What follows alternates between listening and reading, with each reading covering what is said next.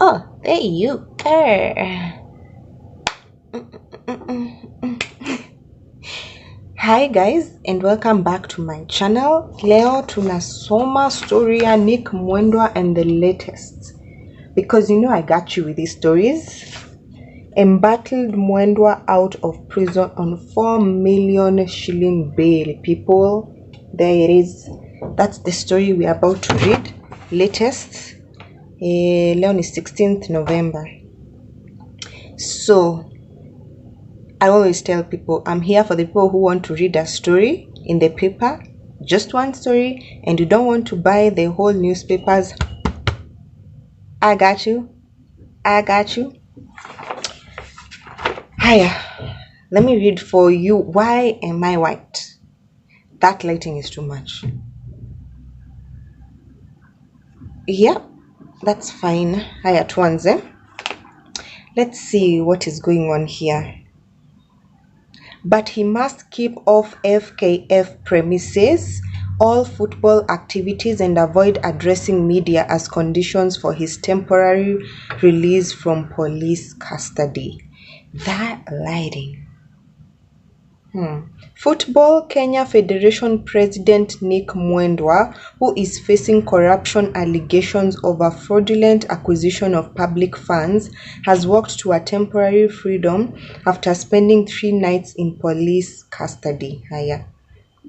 However, he did not walk back to his office at Kadanda House at Kasarani Stadium, Nairobi, after the anti-corruption court ordered him to keep off the premises. Wow. Am I in heaven?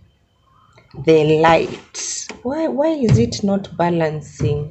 Milimani Senior Principal Magistrate Wandia Nyamu yesterday granted Mr. Mwendwa a bond of 7 million Kenya shillings with 2 sureties, or alternatively deposit a cash bail of 4 million with 2 contact persons. As a condition of his temporary release from police custody, the magistrate directed Mr. Mwendwa not to address media or attend to any football activities. Apart from being warned against setting foot at his office, the embattled president was also directed not to contact or talk to any of FKF's employees. The magistrate imposed the conditions following an application by the Director of Public Prosecutions, DPP, seeking Mwendwa's detention for 14 days to allow conclusion of the investigations. Through State Counsel Evelyn Onunga, the prosecution, Mr. Mwendwa is being investigated over fraudulent acquisition of public property. She denied that Mr. Mwendwa's detention was illegal and in contravention of his fundamental rights. He was the president of FKF and was in the management and critical to public funds provided by government. The funds are for usage in interest of public football games. Being president, he was in position of authority and influence, said Miss Onunga. Ooh, the lighting is good. In urging court to allow incarceration of the embattled officer, Miss Onunga added that there is real apprehension he is likely to interfere with witnesses, influence or intimidate them. The court heard that there are documents of interest to the ongoing investigations which are in Mwendwa's custody, but the defense team, composed of 9 lawyers led by veteran lawyer Dr. John Kaminwa and former Law Society of Kenya LSK President Eric Mutua, said there were no compelling reasons to allow the detention.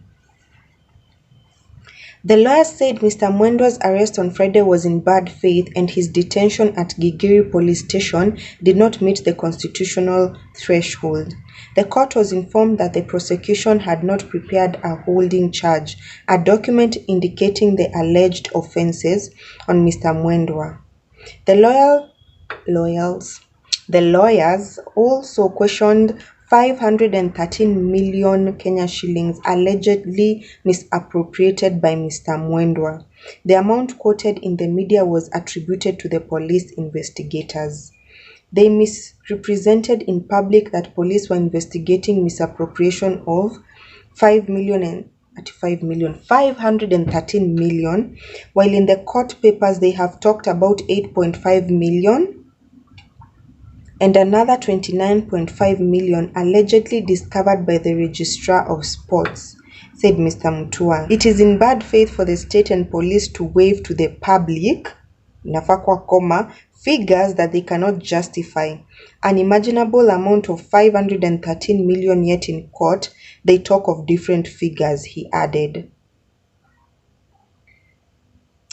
The court heard that the state was demonizing Mr. Mwendwa using the huge figures when in true circumstances the figure is 38 million Kenya shillings, still as if it's a small amount. Aki, come on. According to the lawyers, Mr. Mwendwa's arrest violated the Sports Act by subjecting an inspection report of FKF to police before passing it on to the Federation for its comment. Any action that is contrary to the rules in the acts is in bad faith. The prosecution should not have acted on the report before FKF officials commented on it, Mr. Mutua said, while emphasizing that the caretaker committee formed by the Sports Cabinet Secretary Amina Mohamed is illegal. The court was also informed that FIFA has threatened to ban Kenya from participating in international matches if the government does not stop interfering with FKF's affairs. Other defense lawyers, Dr. Kaminwa and Professor Tom Ojienda, stated that the caretaker committee cannot transact the affairs of FKF. Football matters are managed by the private individuals recognized by the international bodies. Government has no role to play at all, said Dr. Kaminwa. For his part, Professor Ojienda said FKF employees risk being laid off because FIFA and other bodies will withdraw funding. The other lawyers in the defense are LSK President Nelson Harvey, Makueni Senator Mutula Kilonzo Jr., Charles Njenga, Sylvia Matasi, and Victor Olwemba. The case will be mentioned. Wow, that is bright. Don't know what is happening today, people. Bear with me. The case will be mentioned tomorrow when the court will give a detailed ruling on the prosecution's application to detain Dr. Mwendwa for 14 days.